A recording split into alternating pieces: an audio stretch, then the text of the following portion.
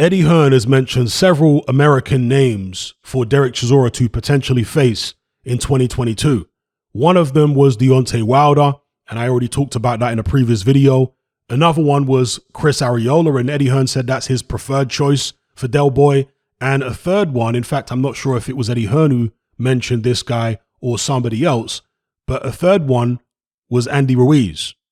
Now, with Chris Arreola, you can see exactly why Eddie Hearn would like the fight. It makes sense. You got two guys who are nearly 40. I mean, Areola's over 40. Dereck Chisora officially is pushing 40 at this point. Both guys are taking a lot of punishment. Both guys have fought a lot of top opposition. And both guys are fan-friendly fighters who always come to give it their all, or at least most of the time. There've been a few performances like when Areola fought Deontay Wilder, he didn't really seem to be all there. And the same for Dereck Chisora when he fought Ajit Kabayel. But for the most part, these are two guys who will come and give it all in the ring. Now, Dereck Chisora has said that he likes the idea of fighting in America. He said that he's been getting calls and messages from people in America begging him to come fight over there. And when you've got a pressure fighter like Dereck Chisora, a guy who comes to bring it, putting him in there against a Mexican-American is like a match made in heaven stylistically, isn't it? You could see why matchmakers in America, the Chris Arreola team, would like that fight, because Areola's not going to have to deal with a boxer. He'll be dealing with a pressure fighter who's going to come right to him, and it's going to be somebody that he can stand and trade with if he wants to, although we saw some boxing, surprisingly, from him in the Andy Ruiz fight. So, yeah, around the same age, both guys shot worn. You have to imagine they're both very close to the end of their careers. The Chris Arreola fight makes perfect sense because, again, stylistically, it should be very exciting. Chris Arreola still has plenty of fans in California and what have you. So, yeah, that's a good fight, I think, for Dereck Chisora. The Andy Ruiz fight, I also think, is not a bad fight for Chisora. I prefer it over the Deontay Wilder fight at this stage. And the reason I say this is because Chisora likes taking on these top fighters, top 10 guys, top 5 guys, dangerous people. He isn't really looking generally for a guy as old as himself, a guy like Chris Arreola. You know, he isn't generally looking for those kind of opponents. He's normally looking for guys who are on the ascent or guys who are either at their prime or close to their prime. That's generally what he looks for. And Andy Ruiz fits that bill. So if he wants to go for something a little bit more ambitious than Areola, Andy Ruiz, I think, would be a better option for him than Deontay Wilder at this point, because I think stylistically it's, do I dare say, a more winnable fight? I wouldn't be picking Dereck Chisora over Andy Ruiz, but I think he'd have a better chance against Ruiz than Wilder, because even though Ruiz can punch, he doesn't have Deontay Wilder type punching power.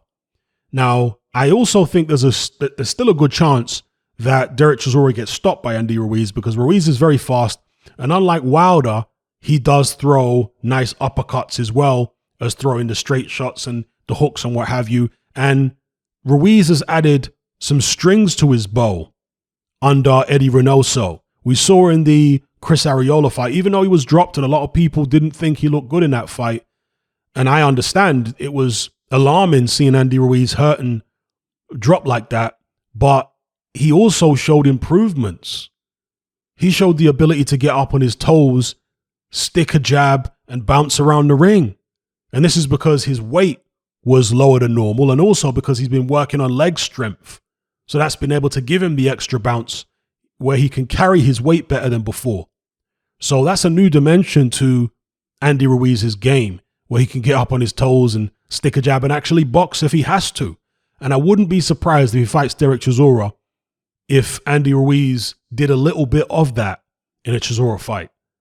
Now, in terms of Chisora's chances against Ruiz, I would expect Chisora to perhaps get stopped, because I think Ruiz is even more tenacious and vicious than Joseph Parker. I mean, tenacious and vicious are not words you usually associate with Joseph Parker at all, but he found some of it in the Dereck Chisora rematch.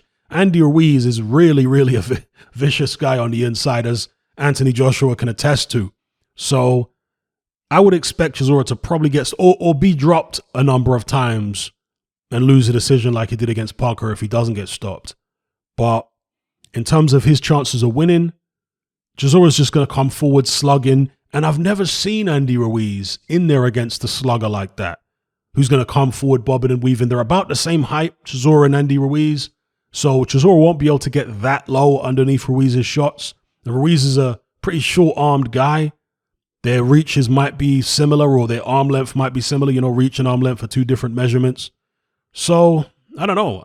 Again, I'm not expecting Chisora to win that. But if he's going to go on anyway, regardless of what we say, because a lot of people think he should retire because they're concerned about his health, he's not going to retire right now. So, if there are fights out there that Dereck Chisora is looking to take, wouldn't it be preferable that he takes a Ruiz rather than a Wilder? Maybe some of you guys will disagree, and perhaps you got good reasons for disagreeing stylistically and the way you see that fight playing out in your mind's eye. But if he's not going to go for Ruiz, if that's not something Ruiz's matchmakers are interested in, perhaps, maybe they're looking at Tyson Fury and other people, then the Chris Arreola fight, I think you can't go wrong with it. It makes sense stylistically, both guys exciting. Chris Arreola still has a fan base, and Dereck Chisora can win some fans over in the United States. He's one of these guys that likes new experiences and doing different things and thinking outside the box. And that will be a new experience for him. I'm sure Dereck Chisora would enjoy it. So let me know what you guys think in the comments below about the potential for Dereck Chisora to fight in the United States in 2022 against the likes of Chris Arreola or Andy Ruiz. Which fight do you prefer? What chance do you give him against either guy? Now, against Chris Arreola, you'd have to give him a decent chance. I don't know whether I'd necessarily pick him, but all right, it's at least a 50-50, right? If not 60-40 in Areola's favor based on his last performance against Ruiz. I don't know, but it's fairly close. Let me know what you guys think in the comments below.